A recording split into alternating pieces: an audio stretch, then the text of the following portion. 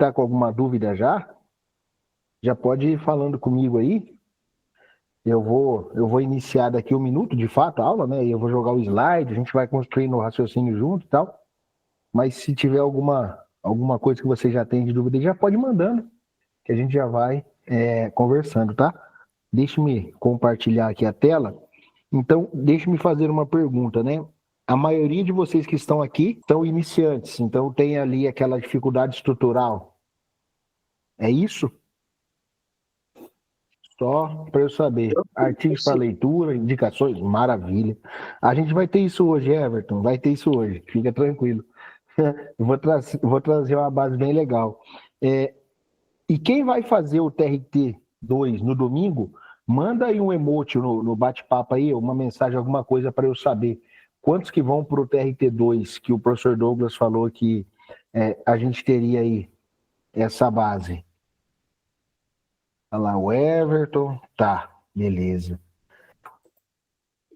É que a gente tá falando de banco FCC, né? Então, o banco FCC, a régua é um pouquinho mais alta. Mas a gente vai falar de tudo aqui hoje. Então, vamos lá para a nossa aula de hoje, né? Sejam todos muito bem-vindos. Muito boa noite a todos.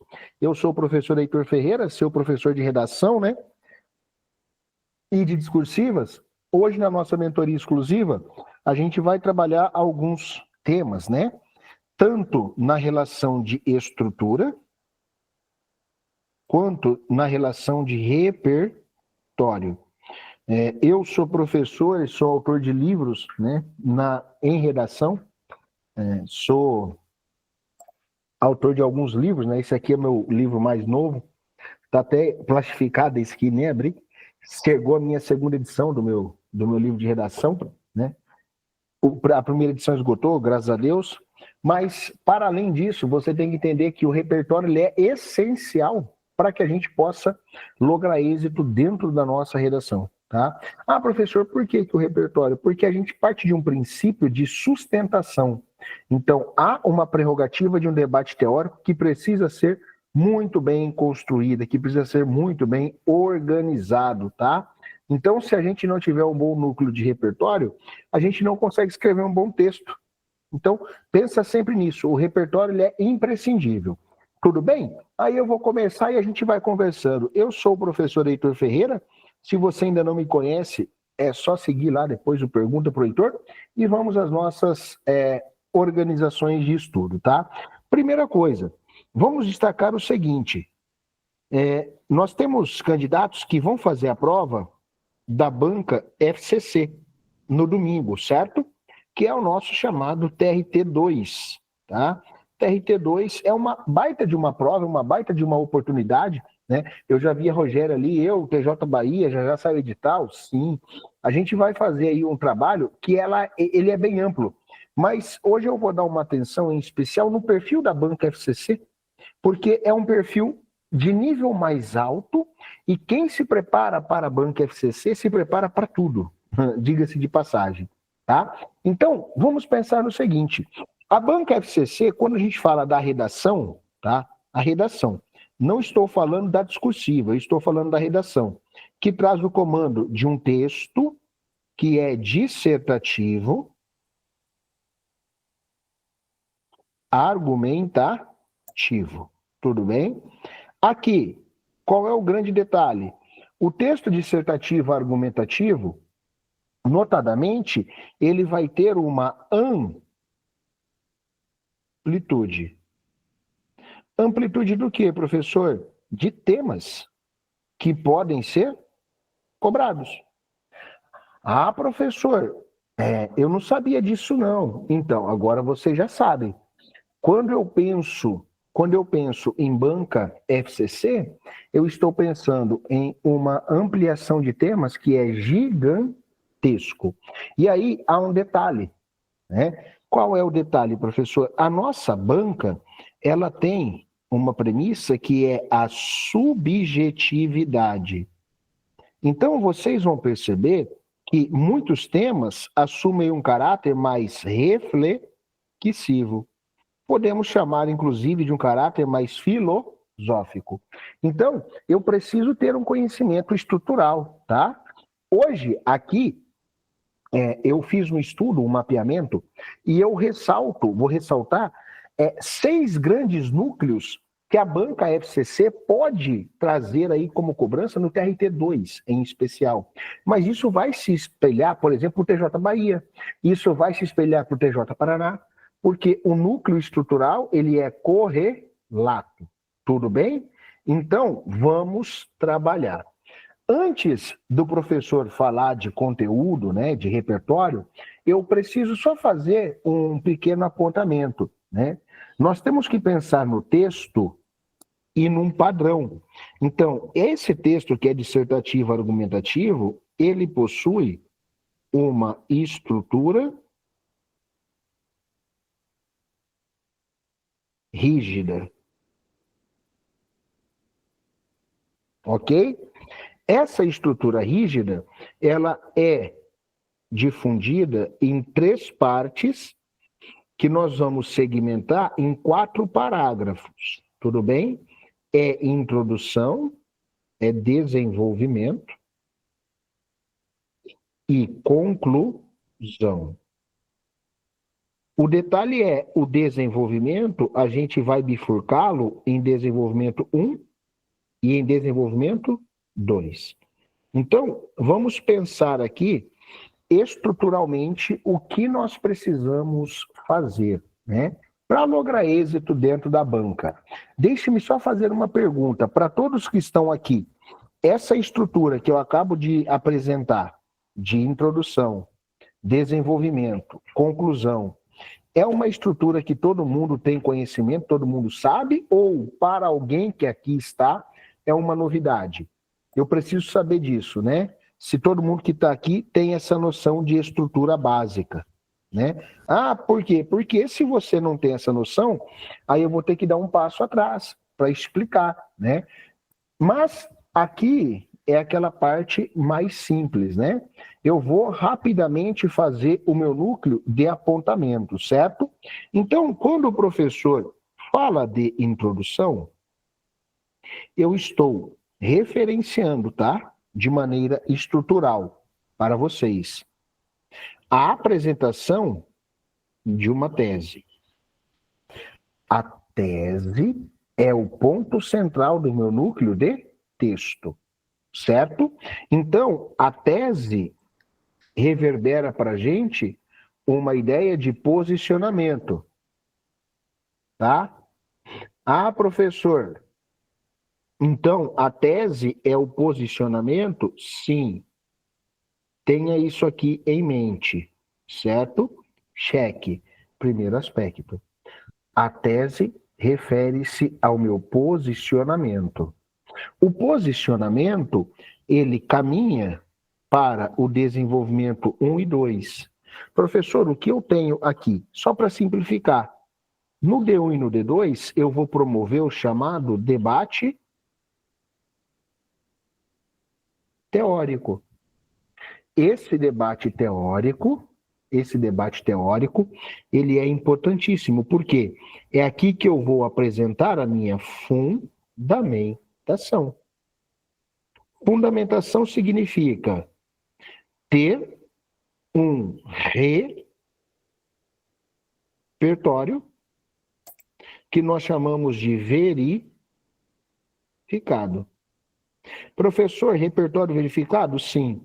Não pode ser vozes da minha cabeça. Eu tenho que apresentar um argumento, certo? Prof, nesse debate posso citar uma fonte externa para exemplificar o que falo? Rogéria, não é que você pode, é que você deve, tá? Você deve. Ah, professor, você pode dar um exemplo? Posso. Ó, pensa comigo neste momento. Vamos supor que veio um tema, eu vou falar aqui, tá? Um tema bem fora da curva, tá? Já que eu estou falando de banco FCC. Poxa, eu fiz isso na prova do STM, eles zeraram meu D1 e D2. Não, calma aí. Se eles zeraram o seu D1 e o seu D2, Rogéria, é porque eles não entenderam que o seu argumento estava dentro do tema solicitado, tá? Não poderia ter sido zerado. O argumento ele é externo. Ó, deixe-me exemplificar para você. Pode falar, Rogéria. Ai, desculpa, professor, nem vi que eu tinha acionado o microfone. Não, tranquilo. Rapidinho, deixa eu só fechar aqui a porta do quarto, que a galera hoje está toda agitada. Então, eles zeraram o seu texto? Então, desculpa atrapalhar. É que eu fiz, eles pediram para citar 4 situações da parte de administração. Citei, primeiro eu exemplifiquei o que eu iria falar, citando o motivo, né? Embasando nos dados da Receita Federal, porque assim eu sou contadora, mas fiz para analista. E aí eles pediram para explicar sobre o planejamento, a estrutura, né? E aí eu citei falando que a maioria das empresas, 70%, na verdade 79%, mas eu citei cerca de 70% das instituições do Brasil fecham as portas em menos de 5 anos por falta de planejamento. E aí comecei a falar Mas o aí que era o planejamento. Aí eu vou fazer uma pergunta. Você disse cerca de 70%. Isso, das empresas brasileiras encerravam as atividades no Brasil, antes dos primeiros 5 anos de vida, por falta de planejamento, porque ele pediu para conceituar, né? Aí, a minha pergunta qual é?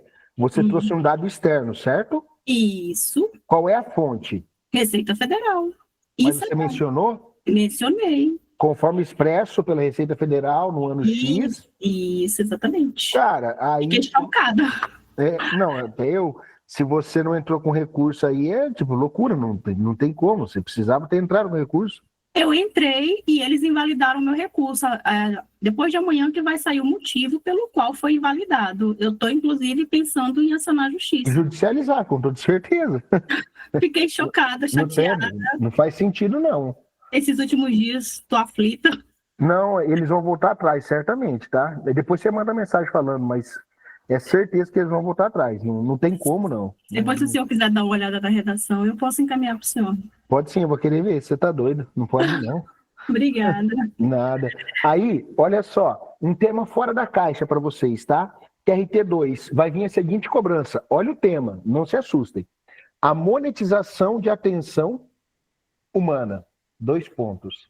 Reflexos sociais e econômicos da era digital. Misericórdia, professor. E se vier um tema desse? Como que eu desenvolvo o meu texto? Olha o texto que eu vou apresentar para você. Na verdade, vai ser um parágrafo, tá? Eu vou citar Byung-Chul Han e eu vou citar aquele documentário, O Dilema das Redes. Ah, professor, por que você falou esse tema? Porque é um tema fora da caixa, que é um perfil da Banca FCC. Monetização de atenção. Caramba, professor, subjetivo, totalmente. Aí eu vou trazer objetividade. Olha o parágrafo, preste atenção, tá? Em primeiro lugar, a monetização da atenção contribui diretamente para o adoecimento psíquico dos indivíduos na contemporaneidade. Ponto. De acordo com o filósofo sul-coreano Byung-Chul Han, vivemos na sociedade do cansaço, na qual o excesso de estímulos e a autoexploração promovem quadros crescentes de ansiedade, depressão e esgotamento mental. Ponto. Essa análise ganha respaldo empírico no documentário O Dilema das Redes, que revela como engenheiros de grandes plataformas digitais envolvem mecanismos específicos para prolongar o engajamento dos usuários, mesmo que isso gere dependência comportamental. Ponto. Logo, o uso estratégico de atenção como insumo econômico, ao invés de beneficiar os usuários, acaba por aprisioná-los em ciclos de exaustão e hiperconectividade. Ponto final. Professor, eu tenho aqui um tema forte, fortíssimo. Para você que vai fazer a prova do TRT 2 domingo, esse tema que eu acabei de falar aqui, né, que é um tema fora da caixa, muito perfil da Banca FCC, você pode trabalhar a ideia em cima do quê? Do transtorno psicológico, do adoecimento da população. E aí, se você não lembra do Byung-Chul Han, se você não lembra do Dilema das Redes, você pode partir por uma linha mais tangencial. Vai para a Constituição Federal e vai lá no artigo 6º, a saúde é um direito social. Então, o consumo exacerbado de redes sociais e esse uso desmedido está adoecendo a população, ponto. Então, esta monetização da atenção é um reflexo. E eu vou dar um exemplo conceitual. Eu, professor Heitor, comecei a dar aula online há 16 anos. Quando eu comecei a dar aula online, 16, desculpe-me, há 10 anos. Quando eu comecei a dar aula online, há 10 anos, quanto tempo você achava que eu demorava para gravar um bloco de aula? Fala para mim. Em 2016, eu gravava bloquinhos de 3 horas. Em 2025, a gente grava bloquinho entre 10 e 30 minutos. Porque o tempo de atenção ele foi reduzido. Então, percebeu? O Everton assustou com o tema, mas você viu que a minha construção ela foi simples? Falem comigo. Sabendo quem foi Byung-Chul Han, né? Aliás, quem é, porque ele é vivo. E a ideia que ele estabelece da chamada síndrome de burnout traz para a gente uma prerrogativa muito legal e uma prerrogativa que vai trazer para a gente essa base, né?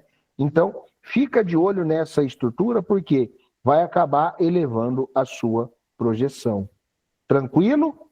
Sem novidade? Agora, eu vou voltar para a estrutura do texto. A conclusão, o que a gente faz? Só para a gente finalizar essa primeira parte, a gente mergulhar no repertório. A conclusão é o momento em que eu faço a chamada retomada conclusiva. Mais a reafirmação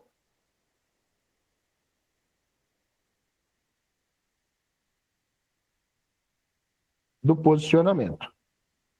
Ah, professor, essa é a estrutura? Sim. Básica, direta e assertiva. Não tem muita novidade. Aqui eu retomo o que foi debatido, dou um tom de encerramento e pronto. Acabei o meu texto. Tudo bem isso para vocês? Agora que eu trouxe essa primeira composição, o que eu vou fazer? Né? Eu vou trazer 10 núcleos temáticos, tá? Atrelados a alguns autores e a algumas obras e a alguns pensamentos que a gente possa utilizar para repertorizar um tema, tá? Então, hoje aqui eu vou trazer um repertório e eu vou fazer algumas apostas de temas para vocês, tudo bem? Pensando em especial no nosso TRT2. Falem comigo aí no bate-papo, se alguém quiser abrir o microfone, igual o Everton que se assustou com o tema. Everton, qual foi o seu principal medo quando eu falei o tema, né? Você achou o tema muito complexo porque tem esse olhar subjetivo? Qual foi a sua sensação, né? Não pode se desesperar não, tá? Quando vê um tema muito difícil, lembre-se que é difícil para todo mundo, tá? Mas lembra de um detalhe, a subjetividade é um traço das propostas de redação da nossa banca FCC, tá? Então, a subjetividade, infelizmente, você vai ter que, como eu posso dizer, lidar com ela, tá? Eu vou ter que lidar com ela. Eu não lembraria dos lembrazeres, mas falaria algo citando CNN. Ótimo. Rogéria, a CNN, aí eu vou fazer um adendo aqui. A CNN, ela é uma fonte jornalística, certo? O que a CNN faz? Ela vai trazer para a gente a notícia. Mas a notícia, ela refere-se intensamente a algo que foi citado anteriormente. Então, deixe-me exemplificar para você, tá? Só para que você possa visualizar isso. Eu vou trazer um exemplo que é de hoje, né? Aí você vai ter lá na CNN a seguinte chamada, ó, CNN. Brasil deixa o mapa da fome 2025. Ó, ótimo. O Brasil deixa o mapa da fome 2025. Qual é o detalhe?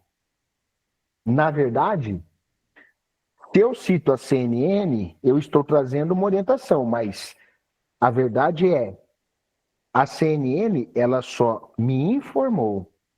Então, conforme reunião da Organização das Nações Unidas, na FAO, né, que é o nosso núcleo de alimentação e agricultura, que destaca a premissa da fome, a Organização das Nações Unidas para a Alimentação e Agricultura, o Brasil deixou de estar no mapa da fome em 2025. Um dado, inclusive, muito questionado, né? Haja visto aí uma condição bastante complexa, né? Nesta situação aí na qual nós vivemos. Então, a gente precisa ter este olhar, a gente precisa ter este pensamento, tá? É importante que a gente tenha aí esta visão, tudo bem? Então, agora eu vou avançar um pouquinho, tá? Eu tenho que trazer esta estrutura. É obrigatório estar numa fonte de referência da discursiva argumentativa? Sim, tá? Tem que trazer a fonte, senão você vai ter uma pontuação quebrada, tá? Senão você não ganha pontos. Então, não dá. Se eu não trago uma fonte, se eu não trago uma base sólida externa, eu vou ganhar uma pontuação que é parcial, e o parcial não vai me colocar dentro das vagas. Por isso que eu bato sempre muito nessa tecla, certo? Então, agora eu vou traçar para vocês. Eu já vi que o Everton e vários de vocês devem ter muita dificuldade no repertório. Então, preste muita atenção. Eu vou dedicar esta mentoria de hoje, toda ela daqui para frente, para a gente falar de repertório, simplificado.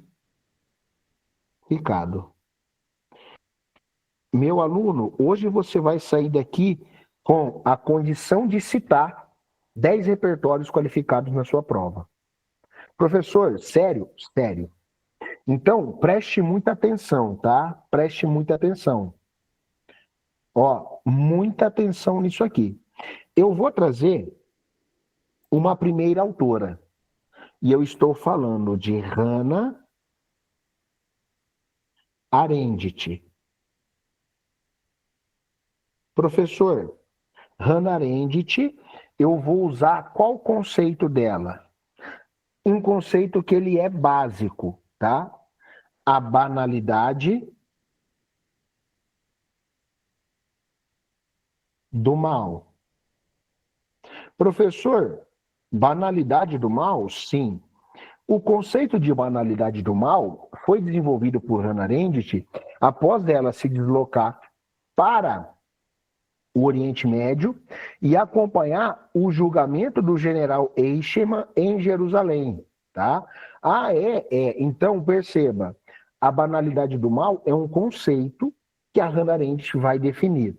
Para você que vai fazer uma prova da banca FCC, eu posso usar a ideia de banalidade do mal em temas como, eu posso pôr aqui, temas que se enveredem pelo campo da ética, pelo campo da justiça, pela premissa do autoritarismo. Nossa, professor, autoritarismo? Claro. A responsabilidade social.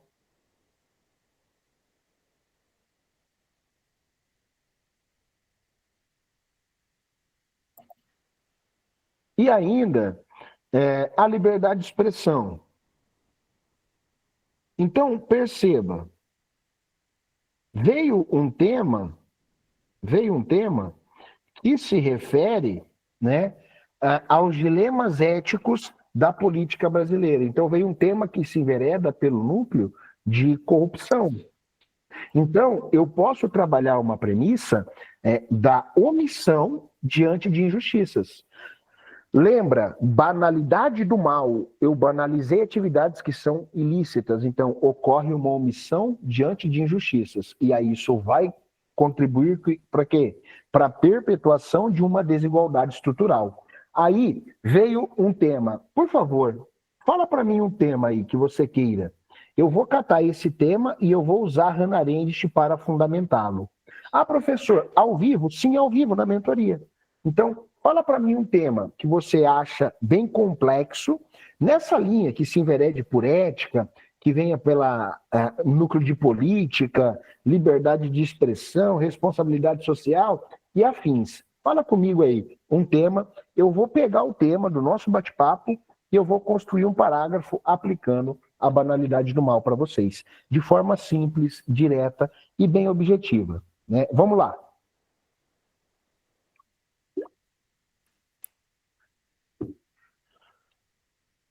Olha lá, o pessoal está meio quietinho. Bom, eu vou pegar um tema aqui então. O tema que eu vou construir aqui vai ser, olha a ideia, tá? Olha a ideia. Não se assuste, tá? Não se assuste. É um tema que pode pintar na minha prova. Inteligência artificial e os limites éticos na contemporaneidade. Então, a gente vai trabalhar assim, ó. Olha o Fernando, os limites do humor, ótimo. Excepcional tema, fala de liberdade de expressão. Olha a minha construção, então, vou usar a ideia do Fernando, tá? Parágrafo 2, meu primeiro parágrafo de desenvolvimento. Eu vou usar o conceito de banalidade do mal de Hannah Arendt aqui, tá? Insta salientar-mormente que o humor vem se tornando palco de debates na contemporaneidade. Ponto. Diante disso, os limites do humor e até que ponto ele não comete violações vem sendo debatido no cenário brasileiro. Afinal, algumas piadas de cunho preconceituosos se tornaram banais nos últimos anos, violando, por vezes, a premissa constitucional de liberdade de expressão. Ponto.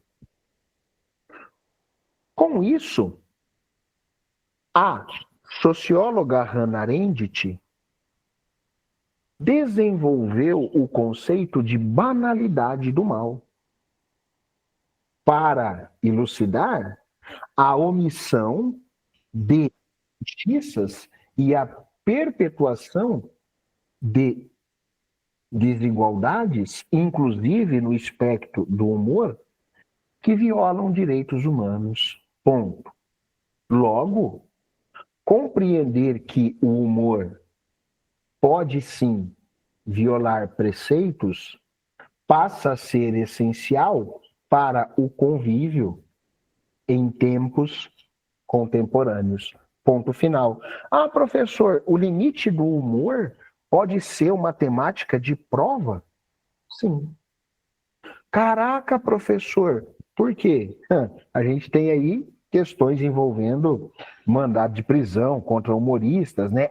Professor, então aqui eu poderia trabalhar, né? Com isso, poderíamos. Mas, obviamente, se eu vou para a linha da Hannah Arendt, fica mais fácil, né? Porque eu trabalho com a banalização. Então, a partir disso, a gente começa a ter uma perspectiva de que o humor, ele existe e a liberdade de expressão, ela é um direito, mas ela não pode violar demais perspectivas, né? E aí eu poderia citar o caso do humorista Léo Lins, né? Que está aí em repercussão há algum tempo. Tranquilo? Pegou a ideia? A concepção que nós temos que ter é de pensar fora da caixa, é de sair do óbvio. Professor, eu não consigo sair do óbvio. Tudo bem, mas eu tenho que pensar em um repertório, eu tenho que pensar em um núcleo para conseguir ampliar o meu know-how de citação, para conseguir subir a minha nota. Beleza? Fala comigo aí o Fernando que falou do tema e o Everton. Everton, conseguiu pegar a ideia do uso aqui de Hannah Arendt? Você que está com tanta dificuldade aí nessa estrutura, deixe-me fazer uma pergunta para vocês, né? De forma bem direta. Você que está aqui comigo agora, neste momento, já tem um caderno de repertório para redação? É isso? Boa noite, professor Fernando. Ô, Fernando, tudo bem? Joia. Eu tenho um caderno de redação, né, com alguns autores, né, de autoridade também, né, uso bastante o Bauman, o Byung-Chul Han também. Esse da Hannah Arendt tinha visto também, né, mas tinha esquecido, né, dessa questão aí que você trouxe, né, da banalidade do mal.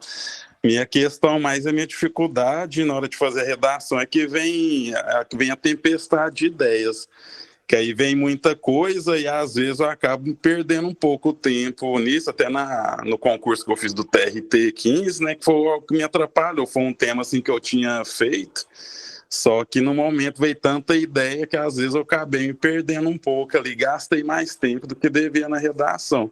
Aí também queria uma dica, assim, do senhor quando vem alguma coisa assim, né, que às vezes o senhor passando, dá até aquela facilidade, o senhor já tem domínio, mas às vezes ali na hora da prova bate aquele nervosismo, vem tanta ideia que você acaba se atrapalhando também, né?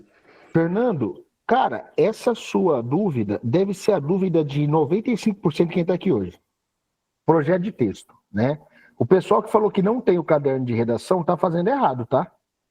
Não tem como eu ampliar o meu repertório sem um caderno de redação / repertório. O Fernando já está no caminho certo. Eu vou ensinar vocês a fazer um caderno de repertório hoje ainda nessa aula, tá? Nessa mentoria. Mas antes, deixa eu tirar essa dúvida que é do Fernando, mas vai ajudar todo mundo. Fernando, presta atenção no bizu, hein? Esse bizu aqui, ele é um bizu de ouro, cara. Você vai fazer o projeto de texto, certo? O projeto de texto, nós vamos concebê-lo em 3 etapas. Certo? Ó, preste atenção aqui. Professor, como assim 3 etapas? Primeira etapa é o planejamento. Segunda etapa é a edição textual. Terceira etapa é a transcrição. Ah, professor, isso aí eu já sei. Calma, que talvez você não saiba o diferencial. A etapa de planejamento, eu vou lhe ensinar agora a usar o Brainstorm. O Brainstorm, ele é popularizado no Brasil, né? Ali na parte de dinâmica de empresas. Isso é muito importante, tá? Dinâmica de empresas para criar tempestade de ideias, mas eu vou aplicar isso na redação de forma cirúrgica. A edição textual é aquele momento em que eu tenho meu rascunho. Toda e qualquer edição de texto você faz no rascunho. A transcrição é o texto definitivo. Então, por obviedade, a etapa 2 e 3 são etapas que nós chamamos do quê? De tradicionais. Então, eu não vou ficar gastando tempo nisso, que você já conhece. Eu vou colocar energia no Brainstorm. O Brainstorm, ele vai ser segmentado em 3 partes. Professor, por que eu segmento em 3 partes? Para evitar que você cometa o erro que o Fernando cometeu na prova do TRT. Ah, como assim, professor? Você vai ter, eu vou até fazer aqui, ó, um adicional. Eu vou jogar aqui, ó, a legenda, tá? 3 partes. Tá aqui a legenda. A primeira parte é a sua lista. A segunda parte é a sua seleção. E a terceira parte é o seu ordenamento. Então, você vai perceber agora alguns detalhes.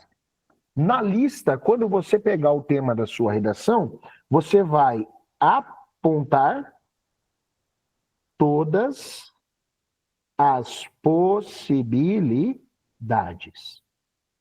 Ah, professor, é só um apontamento? Sim, não é desenvolver linha de raciocínio. Você vai apontar, por exemplo, uma lei, um artigo da Constituição, um autor, um dado, um filme, uma série. Aí é você quem vai escolher. Mas é só um apontamento básico. Ah, tá, professor. Ok. Depois que você apontar, você vai para a etapa 2, que, ao meu ver, é a mais importante.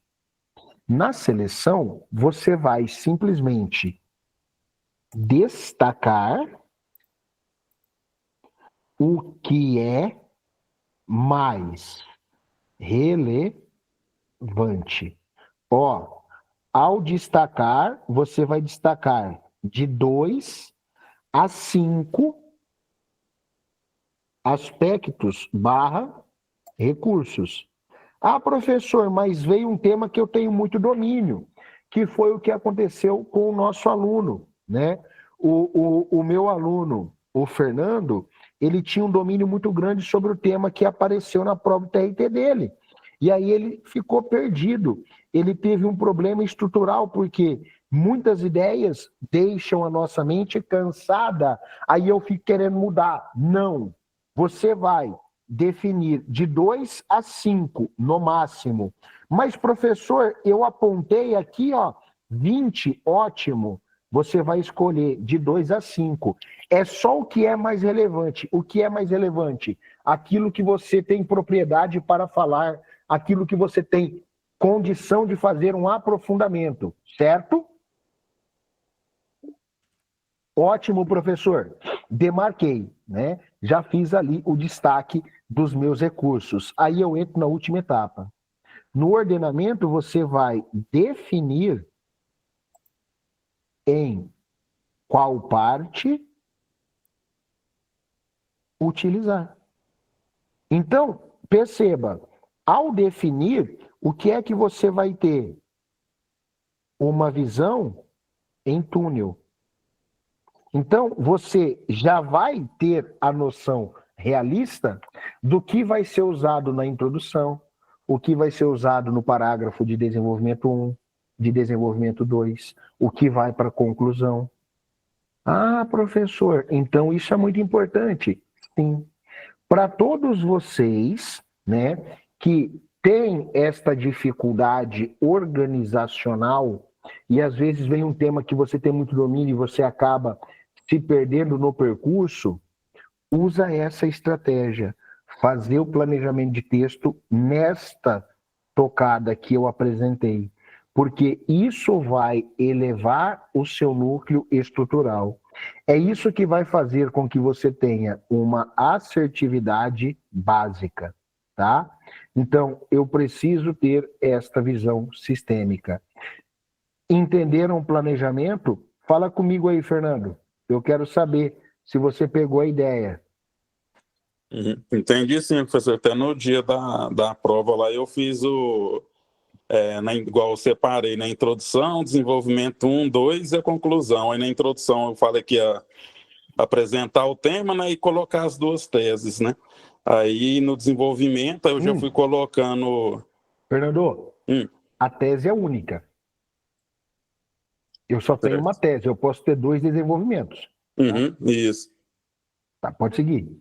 Aí eu fui nos 2 desenvolvimentos, né? Coloquei os 2 autores que eu ia usar em cada e mais ou menos o que eu ia falar, né? Aí na parte que eu estava fazendo, a parte do rascunho, foi quando eu gastei mais tempo, porque veio vindo mais ideias junto para falar, só que aí acabou que isso foi me atrapalhando no momento. Então, por que eu demarco a seleção aqui, ó? E eu falei que é a mais importante. A partir do momento que você definiu o que você vai usar, o resto, você larga um X e esquece. Porque senão você vai cometer esse vacilo. Mesmo sabendo o recurso, você quer ficar alterando. Não. A gente faz o brainstorm para evitar esta situação de fazer alteração. Entende? Então a gente precisa revisitar essa base aí, tá? Uma vez que eu fiz essa estrutura, aí eu sigo organizado, né? E essa organização vai ser o meu núcleo de maior sucesso, tá? Porque eu não fico indo e vindo, eu não gasto tempo à toa, literalmente. Tranquilo? Então, fala comigo aí agora se vocês pegaram esse bizu, porque ele é importante. E, na sequência, o que é que eu vou fazer, meu caro? Eu, obviamente, vou dar um passo atrás e eu vou voltar a falar de repertório, eu vou voltar a trazer algumas possibilidades aí que eu julgo ser coringa para vocês, beleza? Ali, anotado, perfeito. Agora, bom, deixe-me fazer aqui um apontamento, ó. Para todos que vão fazer prova de TRT, TJ, aqui neste ano de 2025, tá? Eu quero que você leve estes temas aqui para a sua jornada. Então, pensando aqui em temas que são importantes, tá? Em especial para quem vai fazer o TRT2 domingo, tá? Leiam sobre isso. Primeiro tema: o papel do Estado na redução das desigualdades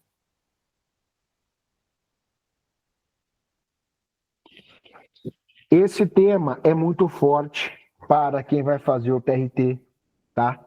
Professor, sério, sério. Nesse tema, certamente a banca vai trazer um conceito que a gente chama de arquitetura hostil. Todo mundo sabe o que é arquitetura hostil, sim ou não? A arquitetura hostil é a edificação de obras em espaços públicos que tem por objetivo não deixar que a população em condição de rua, tá? Em condição de vulnerabilidade, ocupe estes referidos espaços. Eu vou dar um exemplo, né? Quando a gente às vezes passa na praça da cidade, e aí tem lá a revitalização da praça, lembra?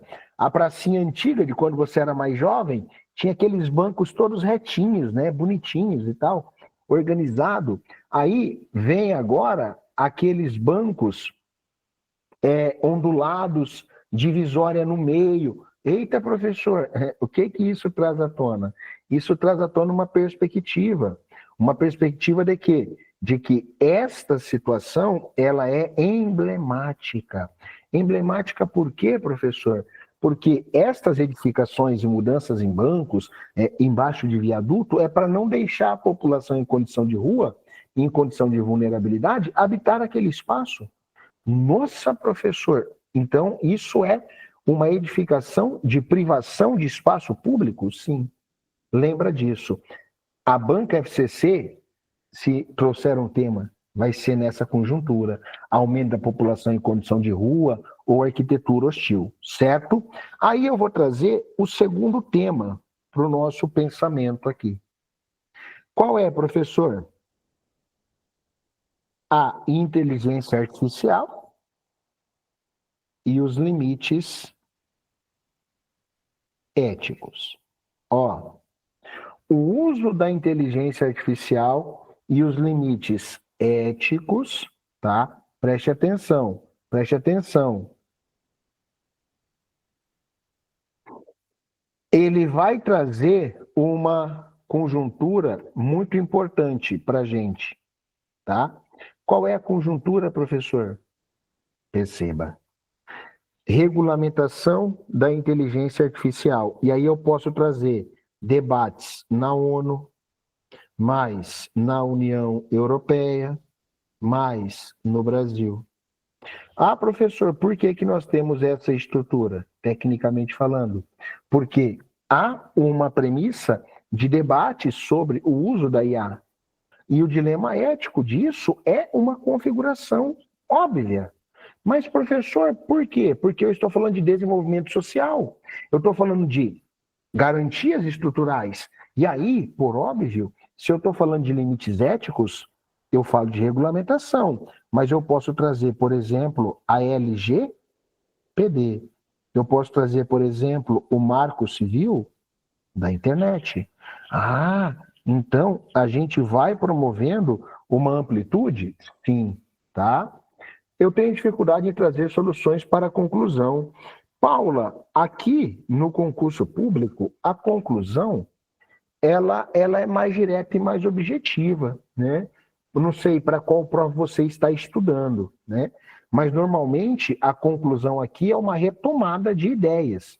Não é igual a gente tinha lá no Exame Nacional do Ensino Médio, uma conclusão que tem ação, agente, modo, detalhamento. Não, não. Aqui a conclusão ela é direta e objetiva. Então, você vai trazer uma opção de solução. Então, eu vou usar o mesmo racional. De novo, a monetização de atenção humana, reflexos sociais e econômicos na era digital. Eu fiz um parágrafo de desenvolvimento, agora eu vou fazer uma conclusão. Paula, olha só a conclusão do professor. Diante do exposto, torna-se evidente que a economia da atenção, embora rentável para o mercado digital, impõe graves riscos à saúde mental, à qualidade das relações sociais e à autonomia dos cidadãos. Ponto. É imprescindível que o poder público avance na regulamentação da coleta e uso de dados pessoais, de modo a proteger o direito à privacidade e garantir o uso ético das tecnologias. Ponto. Afinal, preservar a integridade da atenção humana é preservar a dignidade do próprio sujeito na era digital. Percebeu? É uma conclusão simples, é uma conclusão direta, é uma conclusão objetiva que propõe e resolve um problema que nós estamos em curso. Simples. Não precisa ficar querendo, aí eu vou dizer o português correto, com invencionismo. Não, não.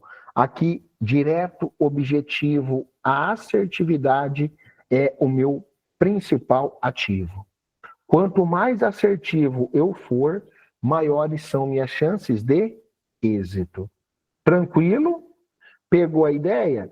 Fala comigo, Paula, se fez sentido para você, né, essa estrutura que eu acabo de desenvolver aqui com vocês ao vivo, ou, nossa, professor, eu achei muito complexo.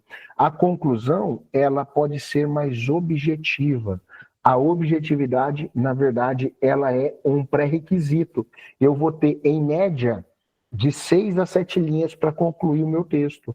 Então, eu não posso me alongar demais. Ok?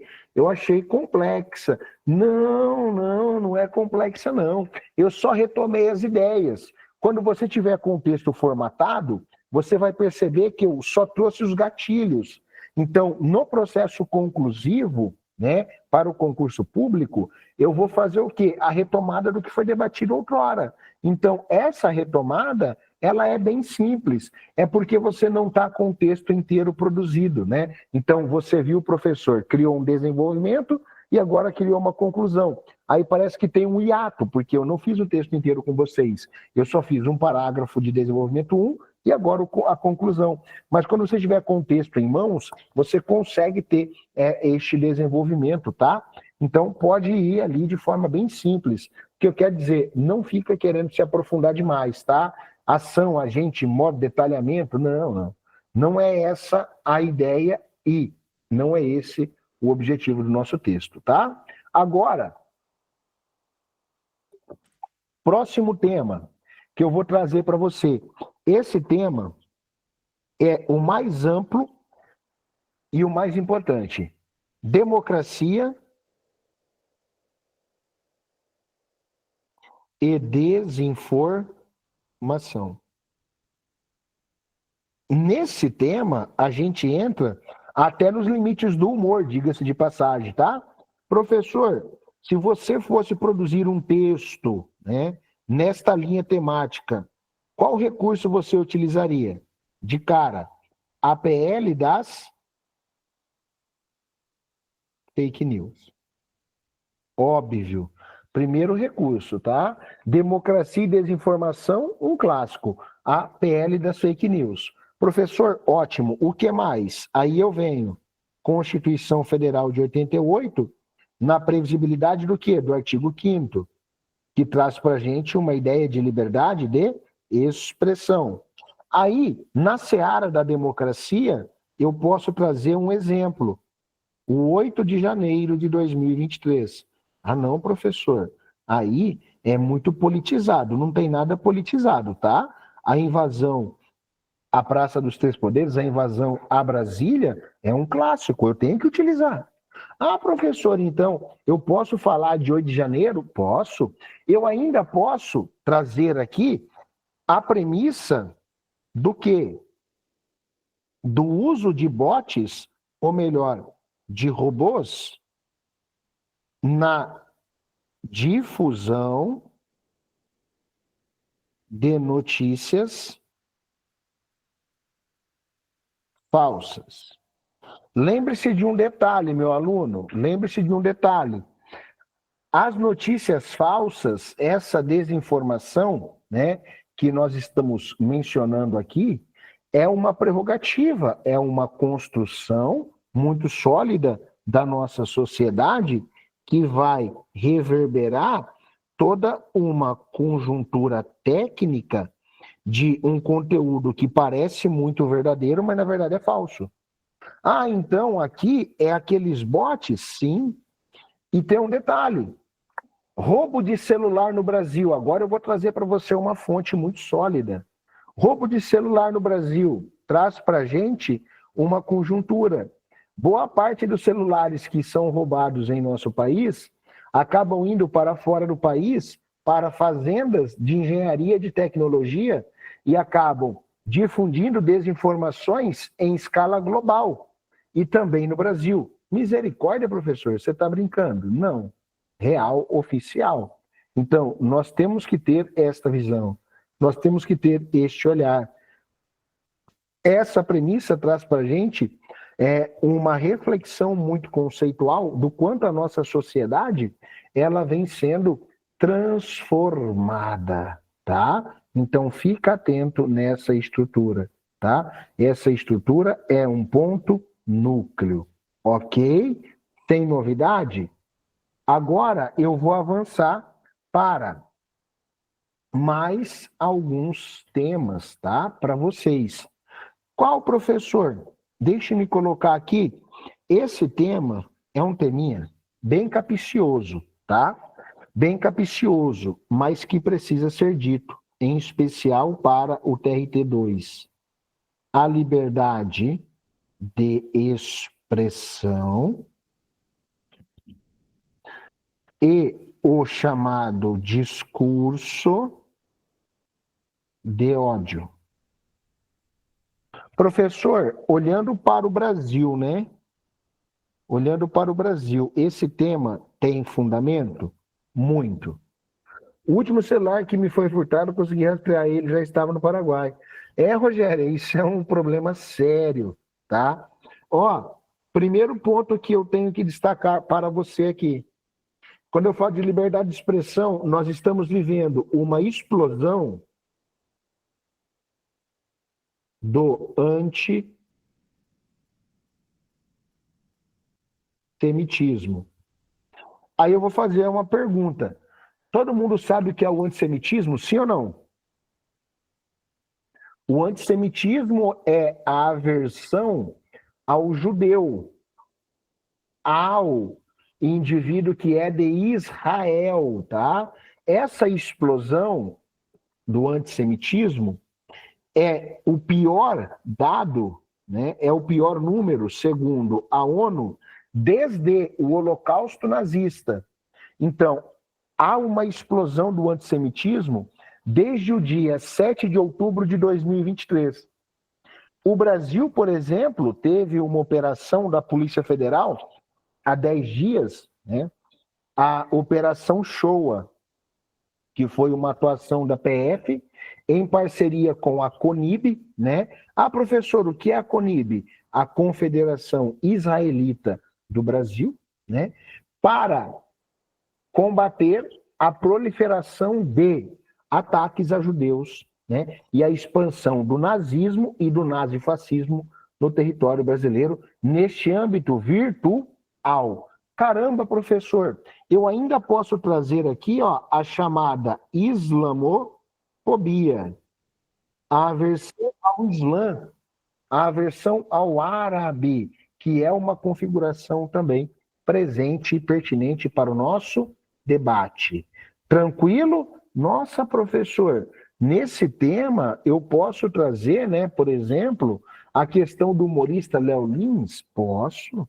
Nesse tema eu posso trazer uma aversão, uma perseguição a alguns núcleos religiosos, como, por exemplo, a religião negra no nosso país? Posso.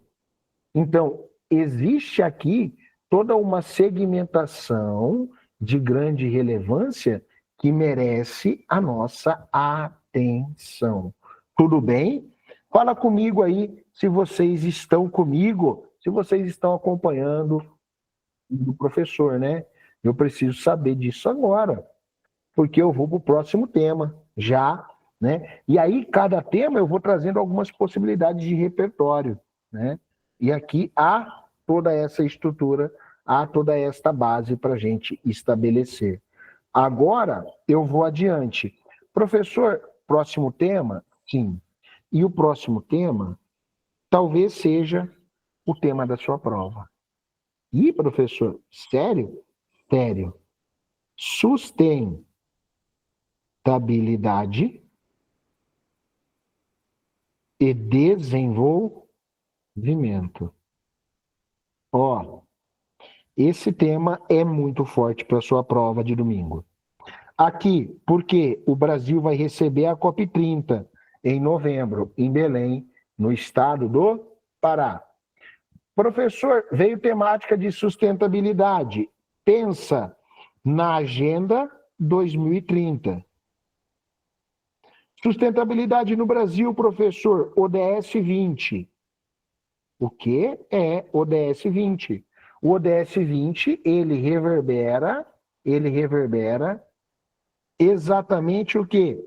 A organização estrutural referente a comunidades tradicionais indígenas. Caramba, professor, eu nem sabia que tinha ODS 20 no Brasil. Pois bem, o Brasil, a partir de 2023, passou a ampliar o número de Objetivos de Desenvolvimento Sustentável. Globalmente, nós temos 17 ODSs. Aqui no Brasil, entrou 18, que fala de igualdade étnico-racial, entrou 19, que fala de arte, cultura e comunicação, e entrou o 20º, que fala de povos originários e comunidades tradicionais. Então, olha a amplitude disso. Temáticas de sustentabilidade são extremamente fortes e tendenciosas de serem cobradas em nossa prova, tá? Eita, professor, peguei a ideia. Então, dentro dessa linha, a gente começa a perceber esta organização, tá? Tranquilo? Agora, eu vou trazer mais um ponto para você. Qual?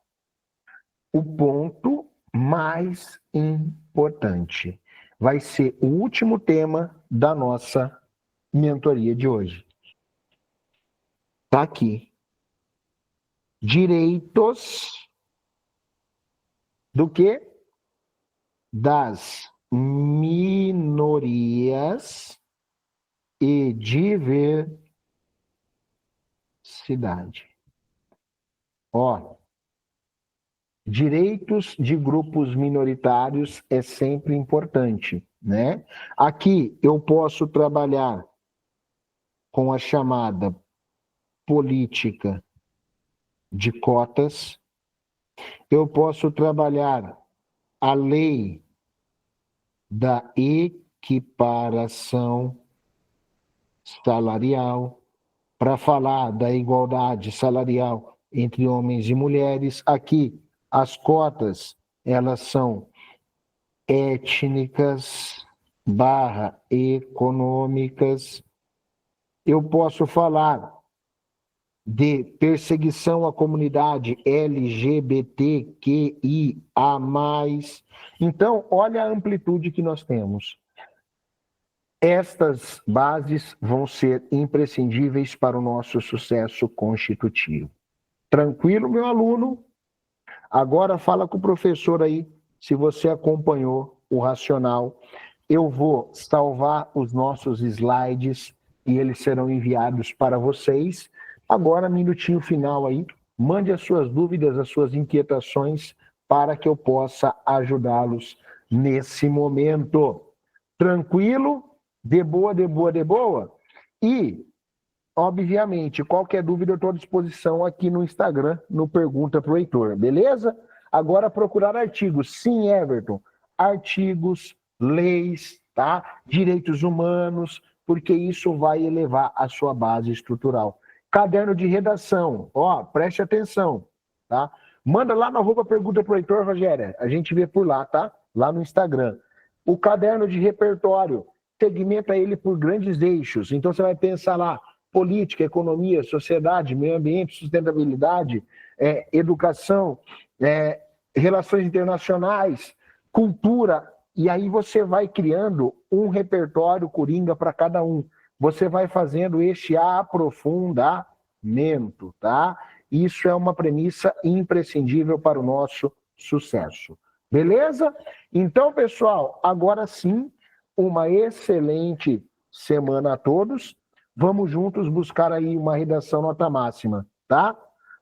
Um grande abraço e vamos juntos. Então manda no e-mail, heitor.v.ferreira@gmail.com. Tem que fazer o rascunho da redação primeiro para depois passar a limpo? Senão você faz o texto direto aí, não vai dar certo, né? Primeiro você faz o rascunho, tem a folha de rascunho, edita todo ele, depois que você acabar, e você vai transcrevê-lo na folha oficial. Beleza? Então, vamos nessa. Um grande abraço a todos. Tchau, tchau.